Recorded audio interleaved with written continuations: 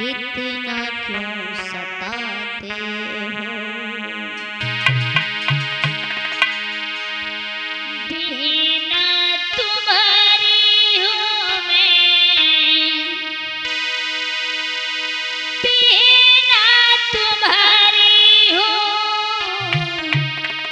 इतना क्यों रुलाते हो। रत से नीचे खींच भैया, इतना क्यों सताते हो। रत से नीचे खींच भैया, इतना क्यों सताते हो। बिना तुम्हारी हूँ मैं,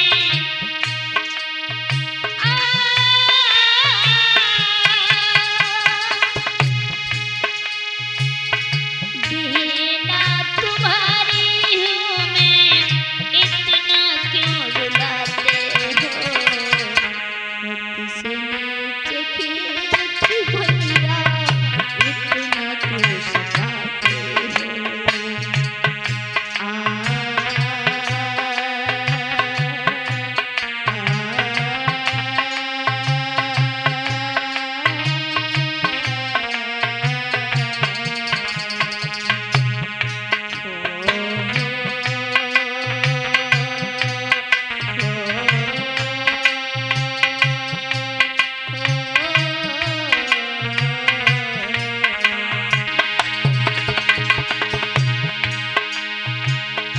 अरे भैया वसुदेव देख तुमने शादी रचाई थी। वसुदेव देख तुमने शादी रचाई थी। जोड़ो दोनों हाथ भैया, जोड़ो दोनों हाथ भैया, रहे मुझको मनाते हो।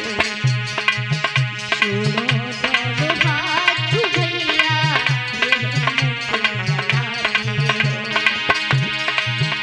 बिना तुम्हारी हूँ मैं,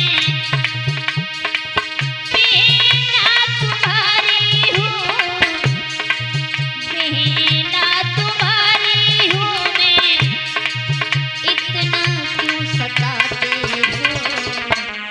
रत से नीचे खींच भैया, इतना क्यों रुलाते हो।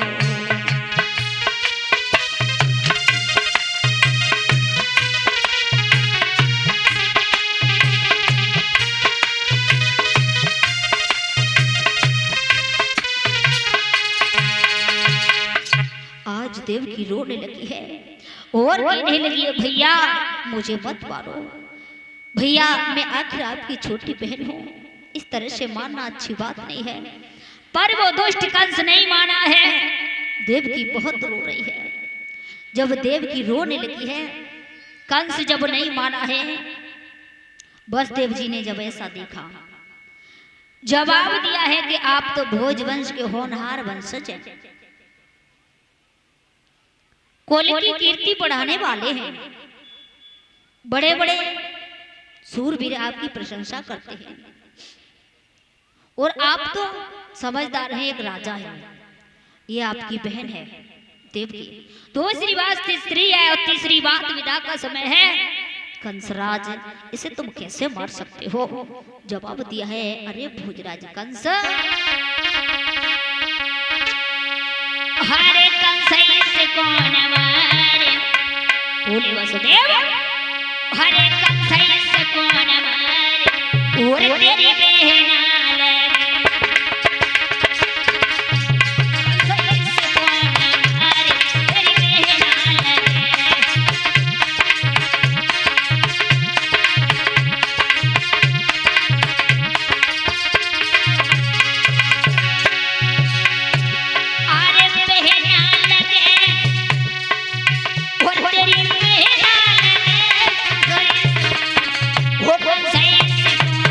वो कौन सा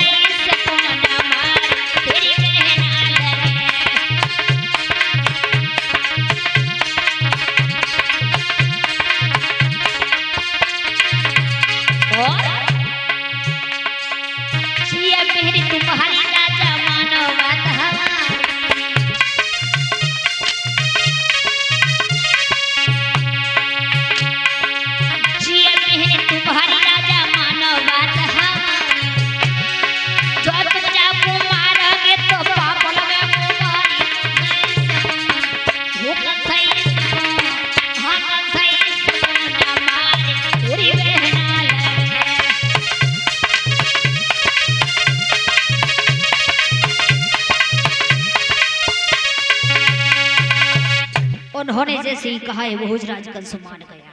और माना क्या, उन्होंने जवाब दिया है कोई बात नहीं है, आप क्यों मान रहे हो? तो जवाब दिया है इसका 8वां पुत्र मेरा काल बताया है, कोई बात नहीं है। अगर ऐसी बात है सौगंध खा के कहता हूं इसके जो भी पुत्र होगा, 1 होगा 2 होंगे 3 होंगे, जो भी पुत्र होगा मैं लेकर के तुम्हारे पास चला आऊंगा। सौगंध अपने पिता की खाता हूँ, देवकी की सौगंध खाता हूँ। देवकी से भय है तो देवकी को मार दीजिए, और पुत्रों से भय है तो एक एक करके पुत्र तुम्हें दे दूंगा। इस तरह से उन्होंने कह दिया है, और जैसी कहा है उसके बाद में वो मान गया। देवकी घर चली आई वसुदेव के साथ में, ऐसी बात नहीं है, बड़ी पतिव्रता बनी है, बड़े बड़े देवता उसके शरीर में वास करने लगे हैं। समय आने पर देवकी ने एक पुत्र को जन्म दिया। जन्म दिया है पुत्र को लेकर के वसुदेव जी चले हैं कंस के पास, लेकर के आए हैं। कंस ने देखा, जवाब दिया ये तो कहाँ इतना मासूम बच्चा, वो मुझे कहाँ मार सकता है, ये तो बहुत निबल है। ऐसा करना, जो 8वां पुत्र बताया है उसे मेरे पास लेके आना, जो देवताओं ने बताया है। वापिस लौटे हैं, नारद को चैन कहाँ पड़ा। नारद ने बीड़ा उठाया और नारायण नारायण करते हुए चले गए।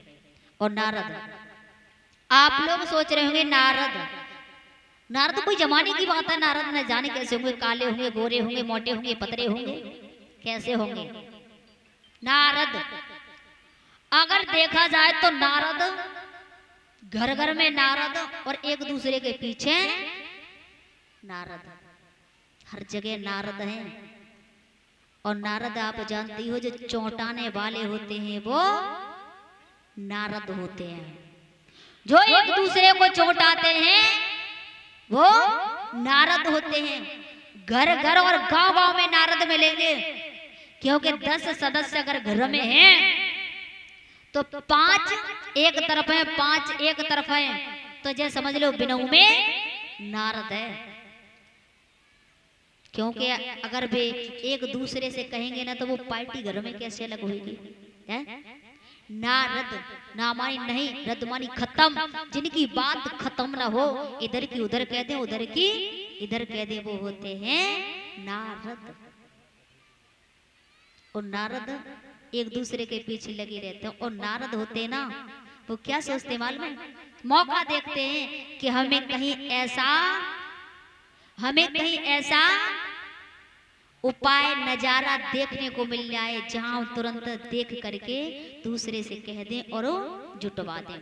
और जब जुट जाती है तो नारद होते ना तो वे बड़े खुश होते हैं, अब तो बहुत अच्छा हो रहा है ना। तो नारद वो होते हैं। नारद को चेन्नई पड़ा, बीड़ा उठाया, नारायण नारायण करते हुए आ गए भोजराज कंस के पास। और जवाब ये नारायण नारायण, अरे भोजराज कंस, जो तुमने जो पुत्र जो तुम्हारे बहनों ही लेकर के आए, उस पुत्र को तुमने वापस क्यों कर दिया? बोले देवताओं ने तो 8वां पुत्र बताया है। पागल हो गए हो, ग्वाल बाल बन करके रह रहे हैं, सब देवी और देवताएं। तुम्हारे बहनों ही ये पूर्व जन्म में कौन थे, तुम्हें कुछ मालूम है? बोले नहीं, ये तुम नहीं जानते हो पूर्व जन्म में कौन थे। सुतपान प्रजापति वसुदेव थे, तुम नहीं जानते हो। और तुम 8वें की बात कर रहे हो। एक फूल दिया और जवाब दिया इसमें 8 पंखुड़ी है, 8, और इन 8 पंखुड़ियों को गिनो, तब तुम्हें पता चल जाएगा, एहसास हो जाएगा तुम्हारा कौन सा काल हो सकता है। भोजराज कंस के सामने नारद मुनि बड़ा उपाय दिखा रहे हैं, बड़ी चाल खेल रहे हैं, और उनके मन के लिए रिझा रहे हैं कैसे भी इसका पाप का घड़ा जल्दी जल्दी भर जाए, इसका पाप का घड़ा फूट जाए और कंस मर जाए। उन्होंने ये देखा, 8 पंखुड़ी गिन करके दिखाने लगे और कहने लगे कंसराज इन 8 पंखुड़ियों को गिनो, 1 2 3 4 5 6 7 8 हुई ना। अब इधर से पीछे गिनो, 1 2 3 4 5 6 7 8 हो गई ना। हर पंखुड़ी को छोड़ करके आगे से गिनो, तब भी 8 बैठ रही हैं। तुम्हें अब क्या भरोसा है, 8वां कौन सा काल है, पहले का, बीच का, लास्ट का, एक दूसरे के पीछे का कौन सा है? बोले ये तो बात आपने सही कही, इसका मतलब मार देना चाहिए। बोले मारो या ना मारो, हम तो जे चले। आग लगाई दी, अब उन्हें क्या मतलब है? आग लगाने वाले तो आग लगा के भाग जाते, उन्हें क्या मतलब है? मरो चकुटो। नारद आग लगा के भाग गए और देवर्षि नारद जब चले गए तो कंसराज ने मंत्री के द्वारा वसुदेव देवकी को बुलाया, हथकड़ी बेड़ियां डाली, कारागृह में बंद कर दिया, बच्चे को मार दिया। धीरे धीरे 6 पुत्र मार दिए कंसराज ने। 7वें की बारी थी, कंस के यहाँ तैयारी थी। जब 6 पुत्र मार दिए हैं तो कारागृह के बीच में देवकी भगवान को याद कर रही है, रे विधाता अब तो मेरा तेरे सिवा कोई नहीं है, भैया मेरा बड़ा अत्याचारी है, अब मैं क्या करूं क्या नहीं करूं। तो कारागृह के बीच में याद कर रही है, अरे विधाता